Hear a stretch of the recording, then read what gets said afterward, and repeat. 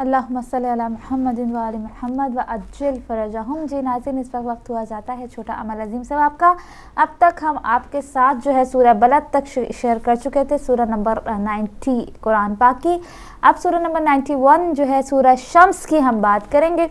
और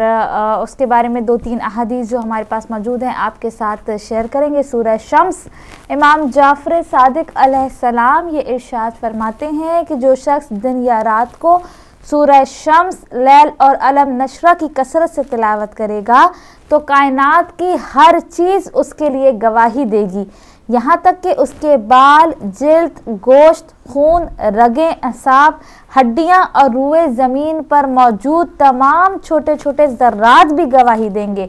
खुदा फरमाएगा कि मैंने अपने अबद के हवाले से तुम्हारी गवाही कबूल कर ली है और उसे काफ़ी समझा है।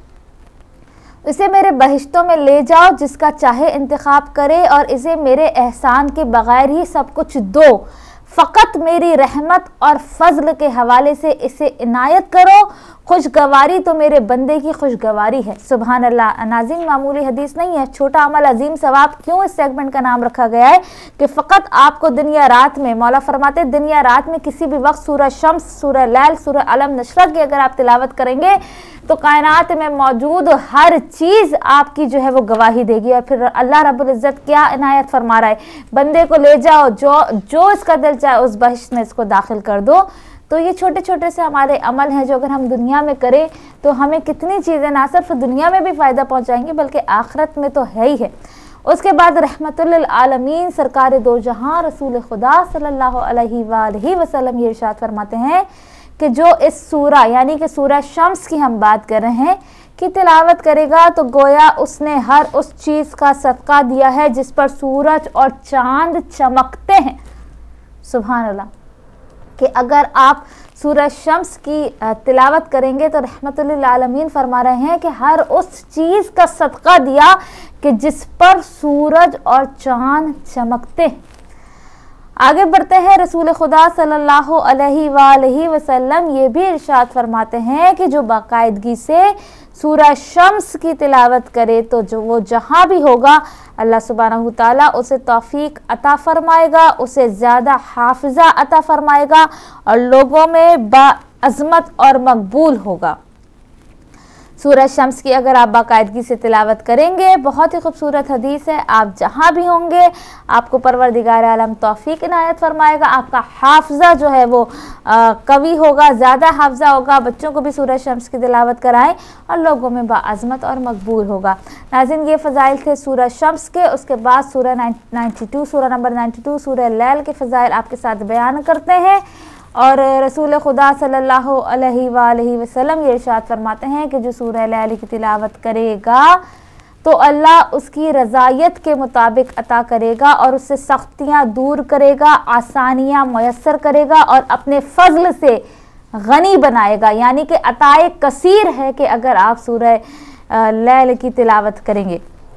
उसके बाद रहमतुल लिल आलमीन सल्लल्लाहु अलैहि वसल्लम से मरवी है कि जो सोने से पहले 15 मरतबा, सोने से पहले अगर आप 15 टाइम्स सूरह लैल की तिलावत करेंगे तो वो ख्वाब में पसंदीदा भलाई देखेगा और कोई बुरा ख्वाब नहीं देखेगा। ये हदीस मुझे भी नहीं पता थी, जब मैंने पढ़ा तो फिर मैं भी इस पे अमल करती हूँ, क्योंकि ज़ाहिर है इंसान कभी कभी ऐसे खौफनाक ख्वाब देख लेता है कि डर जाता है। तो फिर ये ख्वाब से पहले, सोने से पहले अगर आप 15 बार सूरह लैल की तिलावत कर लेंगे तो फिर आप अपने लिए पसंदीदा भलाई देखेंगे ख्वाब में और कोई बुरा ख्वाब जो है वो नहीं देखेंगे। उसके बाद रसूल खुदा सल्लल्लाहु अलैहि वसल्लम ये इरशाद फरमाते हैं कि जो इसे यानी कि सूरह लैल की बात हो रही है, इसे इशा की नमाज में पढ़ेगा गोया उसने 1/4 कुरान की तिलावत की है और उसकी नमाज कबूल होगी। जी नाज़रीन, कुरान पाक की सूरतों में से 2 ही सूरतें आज आपके साथ शेयर करेंगे। आगे बढ़ते हैं और 2 चीज़ें आपको और देते हैं। रसूल खुदा सल्लल्लाहु अलैहि वसल्लम ये इरशाद फरमाते हैं कि जो शख्स हर रात अपने घर में सूरह वन्नास यानी सूरह नास की तिलावत करेगा वो वसवसों और जिनों से महफूज रहेगा। हर रात अपने घर में सूरह नास की तिलावत करेंगे तो वसवसों और जिनों से दूर रहेंगे। उसके बाद आयतुल्लाह उज़्मा आकाए बहजत रहमतुल्लाह अलैह ने ये फरमाया कि शैतानी वसवसों को दूर करने के लिए ला हौल वला कुव्वता इल्ला बिल्लाहिल अलिय्यिल अज़ीम पढ़ने की बहुत ताकीद फरमाई है। दो चीज़ें सूरह नाज़ और ला हौल वला कुव्वता इल्ला बिल्लाहिल अलिय्यिल अज़ीम, शैतानी वसवसों जिन्हों से महफूज रहने के लिए कसरत से जो है वो पढ़ा करें। और अब बढ़ते हैं फारूक भाई की जानिब, सुनते हैं ताज़ा तरीन खबरें। जी बहुत शुक्रिया सिस्टर। और नाज़रीन, ताज़ा तरीन खबरें, तमाम जो मनासिक हज अदा किए जा रहे हैं इस वक्त स्क्रीन पर नज़र आ रहा है। और मैं चाहूँगा अगर भाई हमारे पास भी लिंक है डायरेक्ट मक्का मुअज़्ज़मा का, तो हम कोशिश करेंगे वहाँ पर आपको ले जाएं कुछ ही देर में। इसके अलावा जो ताज़ा तीन इत्तलात हैं कि नैब ने आसिफ ज़रदारी को नोटिस जारी कर दिए हैं। तो नैब का इजरा या नैब के जो चेयरमैन हैं उनकी आते ही सदर ज़रदारी साहब को नोटिस जारी कर दिए गए हैं। अब ये देखना है या अब इसमें सिर्फ ये फ्रेंडली फायर है या सिर्फ दिखावे के तौर पे है या वाकई इसमें हकीकत है। लेकिन पिछले जो 5 साल गुजरे हैं जिस तरह से नून लीग ने बहैसियत अपोजिशन, एक फ्रेंडली अपोजिशन का किरदार अदा किया है, अब सदर ज़रदारी साहब या उनकी जो जमात पीपल्स पार्टी है वो अपोजिशन में है। और काफ़ी अच्छा एंड जो है वानी सदर में तकारीर के ज़रिए हुआ था। अब लगता यह है कि जो अपनी तनकीद मिटाने के लिए ये नैब ने नोटिस जारी किए। इससे पहले भी 10-11 साल ये खेल चलता रहा, लेकिन खुदा की अभी तक किसी को तौफीक ये नहीं हुई कि जो इतने बड़े गबनों की बात होती है, इतने बड़े करप्शंस की बात होती है, लेकिन फिर भी हमारे यहाँ किसी को भी इस करप्शन की वजह से कोई सज़ा नहीं मिली। वक्ती तौर पे कैद कर दिया जाता है, वक्ती तौर पे बहुत बड़े बड़े इल्ज़ामात लगा दिए जाते हैं। पिछले दिनों ये पता चला कि स्विस हुकूमत ने ये इनकार कर दिया है कि वो जो स्विस केसेस जो हैं वो दोबारा खोले जाएं सदर ज़रदारी जो साहब का सदर है उनके ख़िलाफ़, क्योंकि उसको रीओपन करने की जो मुद्दत थी वो भी बताया जाता है कि ख़त्म हो चुकी है। तो ये एक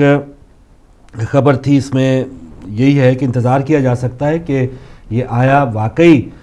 इस हुकूमत ने ये जो स्टेप उठाया है सदर साहब के ख़िलाफ़ जो नैब केसेस खोलने का, उसमें वाकई वज़न है या नहीं है, गिरफ़्तारी भी होती है या नहीं, इस पर भी कुछ देर इंतज़ार करना पड़ेगा।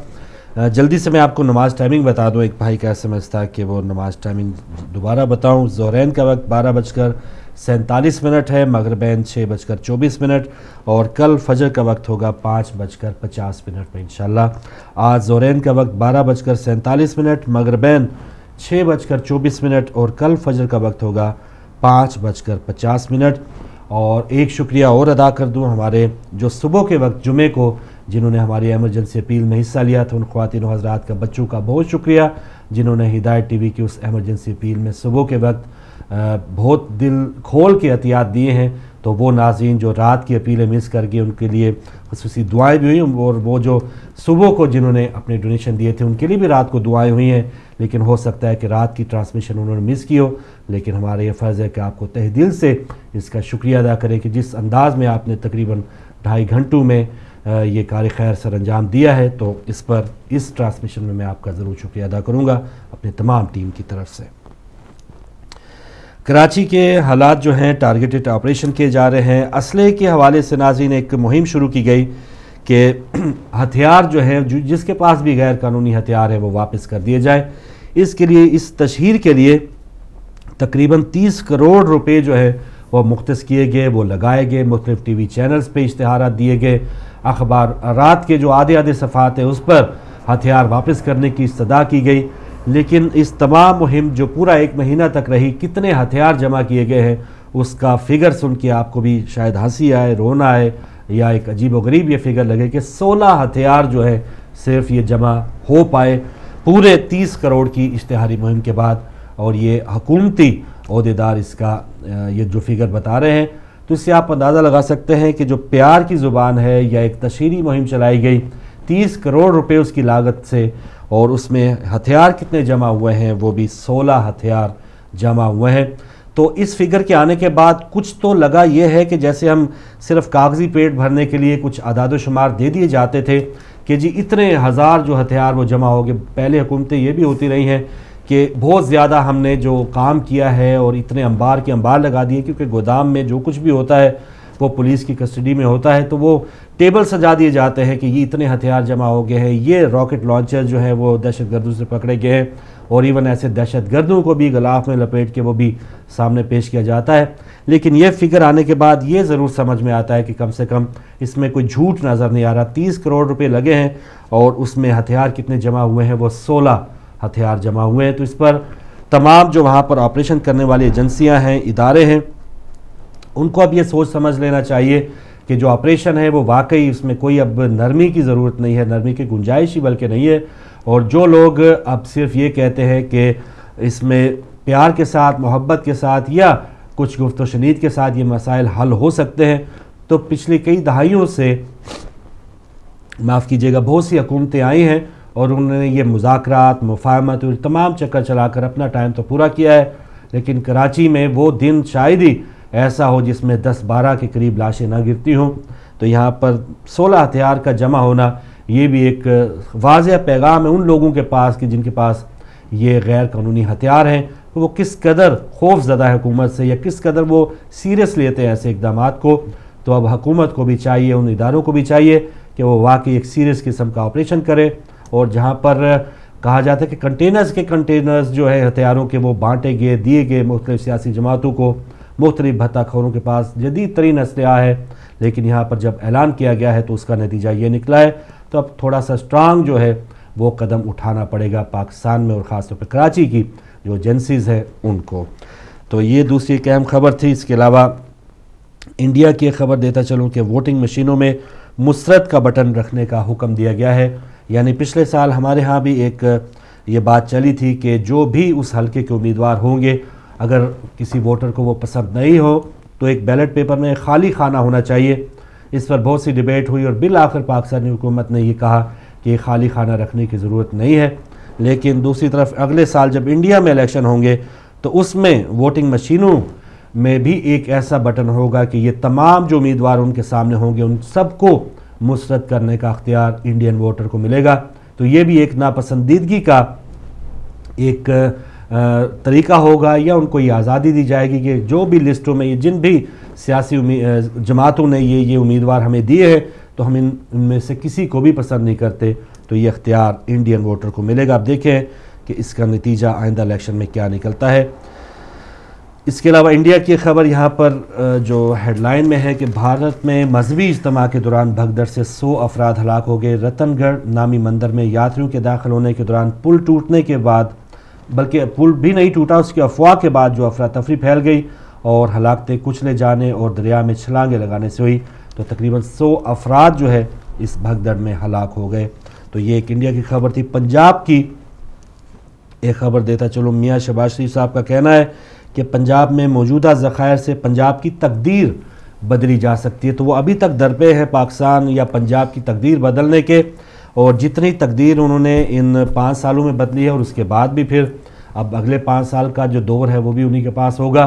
کس قدر پنجابی یا پنجاب کی جو عوام ہے تقریباً 62% آبادی پر محیط ہے تمام پاکستان کی، تو ان کی تقدیر کتنی بدلی ہے یہ ہم سب جانتے ہیں۔ یا اس تقدیر بدلنے کی طرف اگر کوئی پہلا قدم بھی اٹھایا جاتا تو شاید وہ بہتر ہوتا، یا ہم اس پر کوئی بھی تنقید نہ کر پاتے۔ اب ایون انارکلی میں ایک بار پھر دھماکہ ہوا، پنجاب کے اہم ترین ضلعوں میں دھماکہ ہوا، اور چوریاں، ڈاکے، قتل، یہ جو تمام وارداتیں ہیں تمام صوبوں سے اس کی ریشو سب سے بڑھ چکی ہے۔ تو کس انداز میں شہباز شریف صاحب یہ کہہ رہے ہیں کہ پنجاب کی جو تقدیر وہ بدلیں گے، تو شاید وہ اپنی تقدیر تو بدل رہے ہیں، اپنے خاندان کی تقدیر بدل رہے ہیں، لیکن پنجاب کا جو عام پنجابی ہے جو بیچارہ دہاڑی دار ہے، کسان تھا، اس کی تقدیر جو ہے ان سیاستدانوں کے ہاتھوں لگتا نہیں کہ وہ بدلے، کیونکہ ان کو جب تک وہ خود نہیں اٹھیں گے، وہ خود اپنے ہاتھوں سے کچھ اس قسم کی تبدیلی لانے کے لیے جدوجہد نہیں کریں گے، تو یہ سیاستدان جو ہے انہوں نے شاید اپنی تقدیر بدلنے کے لیے تو بہت سے اہداف مقرر کیے ہوئے ہیں، لیکن عام غریب کے لیے یا عام پنجابی جو اس وقت پنجاب میں رہنے والا ہے، وزیر اعلیٰ صاحب نے بہت سی ایسی اسکیمیں جمع کی ہیں یا انہوں نے متعارف کروائی تھی جس میں عام غریب کا ڈائریکٹ کوئی اس سے لنک نہیں بنتا، تو بہت سی ایسی اسکیمیں ہیں، بار بار دہرانے کا بھی اس کو کوئی فائدہ نہیں ہے۔ پشاور میں ناظرین ایک امن کرکٹ میچ ہوا اور عمران خان کی جو ایک پہنچ تھی وہ ایک کرکٹرز تک تو پہنچ بنتی تھی اور وہ انہوں نے کر دکھایا۔ ارباب نیاز اسٹیڈیم پشاور میں کل ایک شو میچ ہوا ہے جس میں ہزاروں شائقین وہاں پر جمع ہوئے، جن میں شاہد افریدی اور بہت بڑے بڑے نام پاکستان کی کرکٹ کے موجود تھے۔ عمران خان بھی وہاں پر تھے اور انہوں نے کہا کہ کرکٹ کی وجہ ساتھ ہم پورے خیبر پختونخوا میں امن لانے کی کوشش کریں گے۔ تو یہ وہاں عمران خان کی جہاں تک رسائی تھی وہ انہوں نے واضح کر دیا ہے۔ طالبان کے دفتر کھولنے کی بھی آفرز دی گئی اور پشاور اور پورا خیبر پختونخوا سب سے زیادہ ٹارگٹ بنا ہوا ہے طالبان کی طرف سے۔ تو وہاں پر ایک کرکٹ میچ کس طرح سے تبدیلی لا سکتا ہے تو یہ اب آنے والا وقت بتائے گا، کیونکہ کرکٹ میچ کے ذریعے کوئی تبدیلی آنی ہوتی تو شاید اس طرح بہت پہلے یہ تبدیلی آ چکی ہوتی، لیکن اب یہ جو میچز کے ساتھ تبدیلی لانے والے ہیں ان کو کچھ نہ کچھ دوسرے لوگوں کے ساتھ بھی میچ پڑے گا تو تبھی کہیں جا کے وہ جیت اور ہار کا پتہ چلے گا، ورنہ میچ پڑھنے کے بغیر جو ہے وہ آپ کو دشمن جو ہے وہ بالکل ایسا سمجھیں گے، اپنی شرائط وہ دیں گے، اپنے تمام جو قیدی ہیں وہ چھڑوانے کے لیے کہیں گے، لیکن آپ کی جھولی میں کیا ڈالا جا رہا ہے روزانہ یا ایک دو دنوں کے بعد کسی مسجد پر حملہ، کسی چرچ پر حملہ، کسی بازار پر حملہ۔ تو یہ جو میچ جاری ہے دہشت گردوں اور پاکستان کی حکومت اور خاص طور پہ خیبر پختونخوا کی حکومت کے درمیان، اس میں واضح لیڈ جو ہے وہ دہشت گردوں کو حاصل ہے۔ تو مجھے امید ہے عمران خان اس حوالے سے بھی کچھ جو ہے وہ کم سے کم بال نہ کروائیں، فوراً بولنگ نہ کروا دیں، میچ نہ شروع کر دیں، کم سے کم ایک قدم ضرور اٹھائیں اور ان کو پتہ چلے کہ اب یہ دوسری طرف سے بھی کچھ نہ کچھ امتحان یا کچھ نہ کچھ آگے سے ہمیں مزاحمت کا سامنا کرنا پڑ سکتا ہے۔ تو جب تک مزاحمت کے حوالے سے، آپریشن کے حوالے سے دہشت گردوں کو کوئی خوف نہیں ہوگا تو وہ اسی قسم کے اپنے ناجائز مطالبات منوانے کے لیے کچھ بھی کرتے رہیں گے۔ تو یہاں پر صرف کرکٹ میچ جو ہے وہ چند لوگوں کی انٹرٹینمنٹ کے لیے تو وہ کل بہت بہترین ثابت ہوا ہوگا، لیکن اصل میں واضح طور پہ جو ایک امن ہے خیبر پختونخوا میں جو ہونا چاہیے اس کے لیے کتنا ایک اہمیت حاصل کر سکتا ہے یا کتنا یہ فائدہ پہنچا سکتا ہے، اس میں ہم اب دیکھ سکتے ہیں کہ وہ دہشت گرد کسی کی زبان نہیں سمجھتے، وہ انسانیت کی زبان نہیں سمجھتے تو وہ کرکٹ کی زبان کیا سمجھیں گے۔ اس وقت پاکستان اور افریقہ کے درمیان پہلا ٹیسٹ میچ بھی ناظرین جاری ہے۔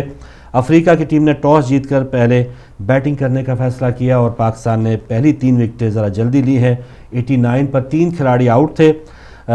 جیک کیلس جلدی آؤٹ ہوئے ہیں، سمتھ جلدی آؤٹ ہوئے ہیں، لیکن ہاشم آملہ اور ایبی ڈیویلیئرز آخری خبریں آنے تک وہ وکٹ پر تھے، اور ہاشم آملہ جو ٹرن وکٹوں پہ یا سپن وکٹوں پہ ہمیشہ اچھا کھیلتے ہیں، انہوں نے اس میچ میں بھی اور اس اننگز میں بھی 50 رنز بنا لیے ہیں۔ آگے دیکھتے ہیں وہ کہاں تک جاتے ہیں۔ تو افریقہ بہت ایک تگڑی ٹیم کہی جا سکتی ہے، ان کی بولنگ جو ہے وہ بہت ہی جو ہے اہم ایک بولنگ لائن تصور کی جاتی ہے، لیکن وہاں کی وکٹ کے لیے کوئی اتنی اہم میں بھی نہ ہو، لیکن پاکستان کی جو بیٹنگ ہے وہ جب زمبابوے کے خلاف اتنی جلدی آؤٹ ہو سکتی ہے تو افریقہ تو پھر افریقہ ہے۔ یہ ایک بہت ہی اہم میچ ہو سکتا ہے پاکستان کے لیے، کیونکہ اگر یہ پاکستان یہ سیریز 1-0 سے جیتتا ہے تو شاید اسے ICC میں دوبارہ چوتھی پوزیشن مل جائے۔ تو یہ ایک اہم سیریز جاری ہے پاکستان اور افریقہ کے درمیان۔ اہم سیریز جاری ہے انڈیا اور آسٹریلیا کے درمیان بھی 7 ون ڈے میچز کی۔ اس میں کل پونے میں آسٹریلیا نے ڈرامائی انداز میں انڈیا کو شکست دے دی ہے اور آسٹریلیا نے 300 سے زائد رنز پہلی اننگز میں جب بنائے تو انڈیا کی پوری ٹیم جو ہے وہ تقریباً 70 رنز پیچھے آؤٹ ہو گئی، اور ایک بڑا دھچکا ہے۔ اور عموماً آسٹریلیا کی ٹیم میں اس وقت تو کلاک بھی نہیں ہے، بڑے نام بھی نہیں ہیں، نئے کھلاڑیوں کی اچھی پرفارمنس رہی، اور انڈیا کی ایک تجربہ کار بیٹنگ لائن جو ہے وہ 300 رنز کا جو ہدف ہے وہ بھی عبور نہیں کر پائی۔ تو بہت سی تنقید پہلا ہی میچ ہارنے پہ انڈین میڈیا میں اپنی ٹیم کے اوپر کی جا رہی تھی۔ اب دیکھتے ہیں کہ وہ واپس، ابھی 7 میچ ہیں، 6 میچ بچے ہوئے ہیں، تو باقی 6 میچز میں انڈیا کی پرفارمنس کیا رہتی ہے۔ تو اب یہ تازہ ترین خبریں تھیں، تازہ ترین کچھ اطلاعات یا خبریں جو اخبارات میں ہیں وہ بھی میں آپ کو دے دوں۔ سب سے بڑی شہ سرخی ہے کہ قبائلی جرگہ کا عسکریت پسندوں کو پناہ نہ دینے کا فیصلہ ہے۔ منی پہنچنے سے قبل 38 پاکستانی حجاج جاں بحق ہو گئے۔ تو سبحان اللہ کہ وہ کتنے خوش نصیب لوگ ہیں، موت سب کو آنی ہے، لیکن ایسے 38 پاکستانی حجاج جو ہے وہ مکہ معظمہ میں ہلاک ہو گئے۔ تو ان میں سے بہت سے لوگوں کی جو وہاں پہ ہی تدفین کر دی جائے گی۔ تو یہ 38 پاکستانی جو ہیں ان کو وہیں پہ بلاوا آیا ہوا تھا اور وہیں پہ ان کی تدفین ہوگی۔ بہت ہی خوش قسمت انسان تھے جو وہاں پر ہلاک ہوئے ہیں۔ مشرف صاحب کے حوالے سے ایک سرخی ہے کہ مشرف کے خلاف غداری کا مقدمہ قانونی کارروائی مکمل کرنے کے لیے FIO کو 6 ہفتے کی مہلت دینے کا کہا گیا ہے۔ سابق صدر کا نام ECL میں شامل رہے گا۔ محفوظ راستہ دینے کی باتیں بکواس ہیں۔ مشرف اور اس وقت کے آرمی آفیسر سے تفتیش کی جائے گی، یہ چودھری نثار صاحب کا کہنا۔ تو کچھ چیزیں حکومت کرتی ہے۔ اب بہت سے کیسز میں مشرف صاحب کی ضمانتیں ہوئی، اب دوبارہ حکومت پہ تنقید کی گئی کہ وہ لوگ کہاں گئے ہیں کہ آرٹیکل 6 لگانے والے اور مشرف کو پھانسی دینے والے۔ تو پھر اس پر وزیر داخلہ صاحب آئے ہیں دوبارہ فارم میں، ان کا کہنا ہے کہ سابق صدر کا نام ECL میں داخل ہے اور وہ ملک سے باہر نہیں جا سکتے، اور مشرف اور اس وقت کے آرمی آفیسر سے بھی تفتیش کی جائے گی۔ تو آیا اب یہ صرف اخباری بیان ہے کہ واقعی مشرف صاحب کو کسی اور کیس میں پھنسایا جائے گا؟ لال مسجد کیس میں ان کے اوپر دوبارہ ان کی گرفتاری ڈالی گئی ہے، لیکن کہا جا رہا ہے کہ بیہائنڈ دا سین کہیں نہ کہیں مکمکہ یا کہیں نہ کہیں ایسی ڈیل ضرور ہو چکی ہے جو ہفتہ 2 ہفتے کے بعد بالکل آشکار ہوگی، اور مشرف صاحب جو ہے بالکل ایک ایسے نکلیں گے جیسے مکھن سے بال نکالا جاتا ہے، اور وزیر داخلہ صاحب یا ہمارے PM صاحب اسی طرح اپنے بلند بانگ جو بیانات ہیں وہ تو دیتے رہیں گے، لیکن کہیں نہ کہیں ان کی کوئی نہ کوئی بات جو چل رہی ہے وہ اسی وقت پتہ چلے گی جب مشرف صاحب جو ہے وہ پاکستان سے اڑان بھر چکے ہوں گے۔ تو اہم ترین مقدمات میں بگٹی قتل کیس میں، بے نظیر قتل کیس میں ان کی ضمانتیں ہو چکی ہیں، ججز کے حوالے سے نظر بندی کیس میں ان کی ضمانت ہو چکی ہے، تو اہم کیسز میں ان کی ضمانتیں ہو چکی ہیں۔ اب دیکھتے ہیں کہ ایک جو کیس ہے لال مسجد کیس، اس میں ان کی ضمانت کب ہوتی ہے، اور یہ تمام جو اس طرح کی کارروائیاں کی جائیں گی وہ واقعی ایک عملی طور پہ نظر آئیں گی یا صرف اخباری طور پہ؟ یہ وزیر داخلہ صاحب نے وقتی طور پہ تو ایک بیان دیا ہے کہ نہیں، یہ جو محفوظ راستہ دینے کی باتیں ہیں یہ سب بکواس ہے۔ تو بعض اوقات جو بکواس ہوتے ہیں وہ صحیح ثابت ہوتے ہیں، اور ہمارے سیاستدان جو ہیں وہ بعد میں پھر اپنے منہ کی کھاتے ہیں۔ تو دیکھتے ہیں اب اس میں یہ کون سی چیز بکواس تھی اور کون سی چیز بکواس نہیں تھی۔ دہشت گردوں سے مقابلہ، بلوچستان پولیس کو جدید اسلحہ فراہم کیا گیا۔ 3000 سب مشین گنیں، 1000 MP5 اور 4 لاکھ سے زائد مختلف ہتھیاروں میں استعمال ہونے والی گولیاں شامل ہیں۔ تو لیجئے خدا کر کے بلوچستان پولیس کو بھی جدید ترین اسلحہ جو ہے وہ حکومت کی طرف سے پرووائڈ کر دیا گیا ہے، اور دیکھ لیں کہ یہ کس وقت یہ اسلحہ جو ہے وہ فراہم کیا جا رہا ہے، جہاں بلوچستان میں عرصے دراز ہو چکا ہے کہ ایک علیحدگی کی وہاں پر ایک فضا بھی بنی ہوئی ہے، زیارت جیسی ایک ریزیڈنسی پر بھی حملہ کیا گیا، زائرین پہ حملے کیے جاتے ہیں، روزانہ آئے روز جو ہے وہ گیس پائپ لائن جو ہے وہ دھماکے سے اڑا دی جاتے ہیں، لیکن ہماری جو ایجنسیز یا ہماری جو پولیس کا محکمہ ہے ان کے پاس جدید ترین اسلحہ تک نہیں تھا، اور جو اب فراہم کیا گیا ہے اب دیکھیں کہ اس کو چلانے کے لیے بھی جو مہارت چاہیے یا دل گردہ جو چاہیے وہ بھی ہمارے پولیس یا ان اہلکاروں کے پاس ہوتا ہے یا نہیں، کیونکہ عموماً دیکھا گیا ہے کہ زائرین کی جو بس ہے وہ بالکل پولیس چوکی کے پاس ان کو اتارا جاتا ہے، اور دھماکے اور فائرنگ کی آواز دہشت گردوں کی واضح نظر یا سنائی دے رہی ہوتی ہے، لیکن وہ پولیس اہلکار بالکل آرام سے اپنی چوکیوں پہ اپنے بالکل ناکوں پہ بیٹھے ہوتے ہیں، اور ان کو کوئی ہمت نہیں پڑتی یا ان کو پتہ ہوتا ہے یا بےحسی کہہ لیں ان کی کہ وہ آگے بڑھ کے ان نہتے زائرین کو چھڑوانے کے لیے بھی کوئی اقدامات نہیں کرتے۔ تو ایسے لوگ جو خود دہشت گردوں سے ملے ہوئے ہیں، پہلے تو ان لوگوں کو تمام ایسے اداروں سے پاک کرنا چاہیے، اور اس کے بعد پھر باہمت جو لوگ ہیں وہ ظاہر ہے ایسے ہتھیار استعمال کر کے اور ان کے ساتھ بالکل آہنی دیوار ثابت ہو کے ان کو زیر کر کے ہی دم لیتے ہیں۔ اس میں میں چاہوں گا کہ جو ہمارے ایسے لوگ ہیں جو اپنی جان کا نذرانہ دیتے ہیں ان کو بھی ہم سلام پیش کریں۔ ساری 5 انگلیاں برابر نہیں ہوتی، اور یہ بھی کہنا غلط ہوگا کہ اگر تمام جو پولیس اہلکار ہیں، تمام جو ایجنسیز ہیں وہ سب کی سب دہشت گردوں سے ملی ہوتی ہیں، ایسا بالکل نہیں ہے۔ چند لوگوں کی وجہ سے آپ نے دیکھا کہ GHQ پہ جو حملہ ہوا اندر کے لوگ موجود تھے، جیلوں پہ جو قیدی چھڑوا دیے گئے ان پہ بھی اندر کے لوگ شامل ہوتے ہیں۔ تو یہ اندر کے چند لوگ ہوتے ہیں جو باہر کے لوگوں سے مل کر اس قسم کا انتشار یا اس قسم کا نقصان ملک کا کروا دیتے ہیں۔ تو ایسے لوگوں سے جب تک چھٹکارا ہم حاصل نہیں کریں گے تب تک جدید سے جدید ہتھیار جو ہے وہ بھی دشمن کا کچھ نہیں بگاڑ سکتے۔ مسلم اقلیتی اور انسانی حقوق تنظیمیں دہشت گردی کے خلاف ایک زبان ہوئی، سیمینار ہوا اسلام آباد میں، اور جہاں پر مسلمان اور غیر مسلم تنظیمیں جو ہیں انہوں نے اس میں شرکت کی ہے اور دہشت گردی کے خلاف لائے عمل جو ہے ایک ہو کرنے کی کوشش کرنے پر زور دیا ہے۔ تحریک انصاف کے رہنما جاوید ہاشمی ٹریفک حادثے میں بچ گئے ہیں اور اللہ کا شکر ہے کہ وہ واقعی بچے ہیں، کیونکہ ایسے لوگ جو بالکل جو کہتے ہیں کہ میں باغی ہوں تو اس انداز میں ملک کی خدمت کرنے کے لیے وہ کسی بھی جماعت میں ہوں وہ ملک کے لیے فائدہ مند ہی ہوتے ہیں۔ بجلی کی قیمتوں میں اضافے کے خلاف سیاسی اور مذہبی جماعتیں متحد، تحریک انصاف کا احتجاج کا اعلان۔ اضافہ ظلم ہے، فوری واپس لیا جائے۔ متحدہ حکومت نے کڑوی گولیاں دینے کا ریکارڈ توڑ دیا ہے، یہ رہنماؤں کا رد عمل ہے۔ اور بجلی کی قیمتوں کے حوالے سے اضافے کے حوالے سے یہ بات ہوئی ہے، اب دیکھیں کہ یہ اضافہ یا یہ احتجاج جو ہوگا یہ کب ہوگا اور کون کون سی جماعتیں اس میں ایم کیو ایم اور تحریک انصاف کے ویسے جو دوریاں نظر آ رہی ہیں، آیا اس اضافے کے بعد وہ ایک پلیٹ فارم پہ احتجاج کریں گے یا الگ الگ احتجاج کریں گے۔ اس حکومت کے